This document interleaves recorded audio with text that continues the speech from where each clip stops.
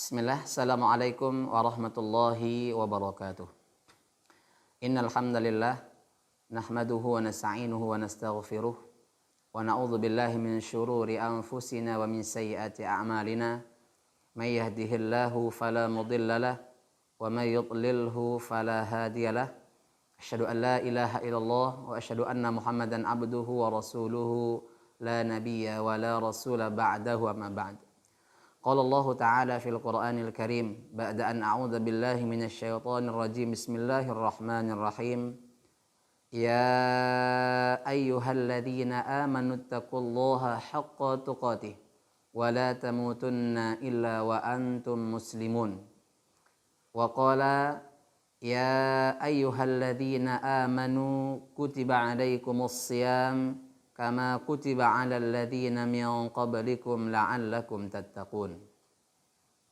Shadaqallahul azim wa qala nabiyuna Muhammad sallallahu alaihi wasallam ittaqillaha haitsu ma kunta wa atbi'is sayyi'atal hasanata tamhuha wa khaliqin nasa bi khuluqin hasanin. Wa qala iqra'ul Qur'an fa innahu ya'ti yaumal qiyamah syafi'an li ashabihi. Para pendengar sekalian yang dirahmati oleh Allah Subhanahu wa taala, bersyukur kita kepada Allah Subhanahu wa taala atas limpahan rahmat, nikmat yang Allah Subhanahu wa taala berikan kepada kita. Karena sampai saat ini Allah Subhanahu wa taala masih memberikan kepada kita kesempatan untuk bisa beribadah kepada Allah Subhanahu wa taala, mempersiapkan serta memperbaiki amalan-amalan kita, sehingga kelak mudah-mudahan amalan kita termasuk menjadi salah satu asbab dimasukkannya kita ke dalam surganya Allah Subhanahu wa taala. Salawat dan salam kepada baginda Muhammad Rasulullah sallallahu alaihi wasallam, kepada para sahabat, keluarga, tabi'in, tabi'ut tabi'in, serta orang-orang yang thiqah menapaki sunnah-sunnah beliau sampai hari kiamat kelak. Dan kita berdoa kepada Allah Subhanahu wa taala agar kiranya kita termasuk dari umat beliau yang akan mendapatkan syafaat kelak di yaumul qiyamah yang kita kenal dengan syafaatul uzma. Amin ya rabbal alamin. Para pendengar sekalian yang dirahmati oleh Allah Subhanahu wa taala, alhamdulillah pada kesempatan yang berbahagia ini kita akan kembali sedikit bincang tentang Al-Qur'an, keutamaan Al-Qur'an. Terlebih lagi pada bulan Ramadan, Al-Quran merupakan salah satu amalan yang luar biasa. Bahkan Allah Subhanahu wa taala menyebutkan Ramadan ini merupakan bulan diturunkannya Al-Quran. Jadi dengan sebab Al-Quran diturunkan pada bulan Ramadan, sehingga Ramadan ini menjadi bulan yang paling mulia di antara 12 bulannya Allah Subhanahu wa taala. Oleh sebab itu, amalan yang terbaik yang kita lakukan pada bulan Ramadan, setelah kita puasa Ramadan, tentunya itu amalan yang luar biasa pada bulan Ramadan, kemudian qiyamul lail, kemudian yang paling penting juga adalah qiraatul Quran. Makanya bulan Ramadan ini juga sebagai syahrul Quran, bulannya Al-Quran. Makanya para ulama kita bisa kita lihat, Imam Syafi'i rahimahullahu taala dan imam-imam yang lain, ketika datang bulan Ramadan mereka akan menutup kajian-kajian ilmu mereka dan mereka sibuk untuk membaca Al-Quran. Makanya sampai riwayat kepada kita bahwasanya Imam Asy-Syafi'i rahimahullahu ta'ala menghatamkan Al-Quran dalam satu bulannya 60 kali. Maka para pendengar sekalian yang dirahmati oleh Allah Subhanahu wa ta'ala, maka di bulan Ramadan inilah kesempatan bagi kita untuk memulai atau memperbanyak atau memaksimalkan diri kita dalam qiraatul Quran. Karena pada bulan Ramadan ini Allah mudahkan bagi kita untuk beribadah kepada Allah Subhanahu wa taala. Sebagaimana Nabi kita sallallahu alaihi wasallam sebutkan dari sahabat Abu Hurairah radhiyallahu anhu, Rasulullah sallallahu alaihi wasallam bersabda, "Idza jaa Ramadan, futihat abwabul jannah wa ghulliqat abwabun nar wa suffidatis syayatin." Rasulullah sallallahu alaihi wasallam bersabda, apabila datang bulan Ramadan, maka pintu-pintu surga akan dibuka oleh Allah. Pintu-pintu neraka akan ditutup oleh Allah Subhanahu wa taala, dan setan-setan yang pengganggu manusia, yang menggoda manusia, yang menjerumuskan manusia ke jalan maksiat, itu dipersempit jalannya oleh Allah Subhanahu wa taala karena kita sedang berpuasa. Maka di bulan inilah kita kesempatan, ya, Allah berikan kesempatan bagi kita untuk beramal sebanyak-banyaknya, ya. Maka pada kesempatan yang berbahagia ini sedikit kita akan, ya, kaji tentang bagaimana keutamaan qiraatul Quran pada bulan Ramadan. Para pendengar sekalian yang dirahmati oleh Allah Subhanahu wa taala, terlebih kita akan melihat bagaimana keutamaan Al-Qur'an, pahala yang Allah Subhanahu wa taala berikan kepada bagi mereka, ya, orang-orang yang membaca Al-Qur'an. Ya, Nabi kita sallallahu alaihi wasallam menyebutkan man qara'a harfan min kitabillah falahu bihil hasanah wal hasanatu bi asyri amsalihha la aqulu alif lam mim harfun walakin alifun harfun wa lamun harfun wa mimun harfun. Nabi kita sallallahu alaihi wasallam menyebutkan, dan hadis ini diriwayatkan oleh sahabat Abdullah ibnu Mas'udin radhiyallahu anhu. Dia menyebutkan Rasulullah SAW bersabda, barang siapa yang membaca satu huruf di dalam Al-Quran, maka baginya satu kebaikan. Dan satu kebaikan itu akan dikalikan menjadi 10 kebaikan. La aqulu alif lam mim harfun. Kata Rasulullah SAW, aku tidak mengatakan alif lam mim itu satu huruf, tetapi alif satu huruf, lam satu huruf, mim satu huruf. Jadi ketika kita membaca alif lam mim, ya, maka, ya, pada saat itu kita sudah mendapatkan pahala dari Allah Subhanahu wa taala 30 pahala. Dan jamaah sekalian rahmati Allah Subhanahu wa taala, para pendengar sekalian, dan ini adalah pahala di luar Ramadan. Bagaimana pada bulan Ramadan yang Allah Subhanahu wa taala menyebutkan bahwasanya yudha'af, akan dilipat gandakan oleh Allah Subhanahu wa taala. Amalan-amalan kita akan dilipat gandakan oleh Allah Subhanahu wa taala.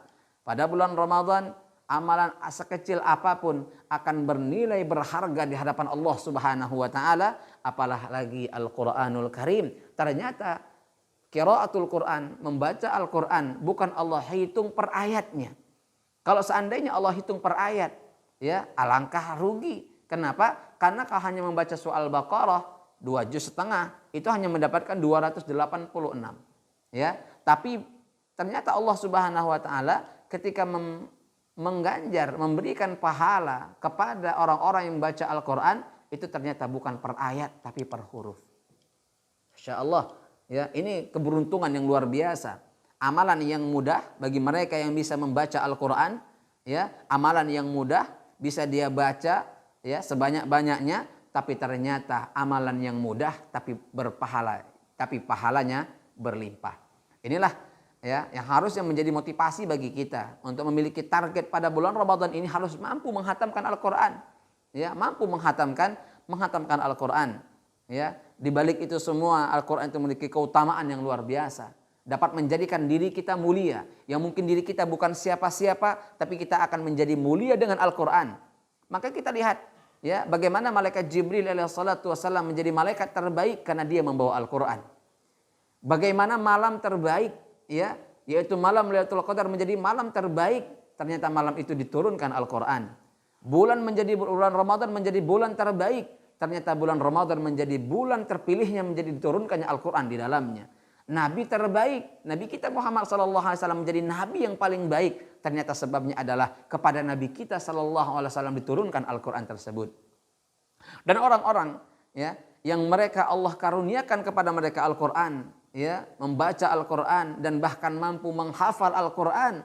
Bahkan Allah Subhanahu wa taala menyebutkan, Rasulullah SAW menyebutkan, mereka para penghafal Quran itu adalah keluarga Allah Subhanahu wa taala di bumi. Inilah, ya, maka ketika kita ingin mulia, ya, di hadapan Allah Subhanahu wa taala, dan tentunya kita sebagai seorang beriman mencari kemuliaan bukan di hadapan manusia, tapi di hadapan Allah Subhanahu wa taala, dan cara terbaik untuk mencari kemuliaan itu di hadapan Allah Subhanahu wa taala adalah qiraatul Quran, menghafal Al-Quran, menjadikan Al-Quran sebagai amalan yang paling pokok di dalam mengarungi bulan Ramadan 30 atau 29 hari ke depannya.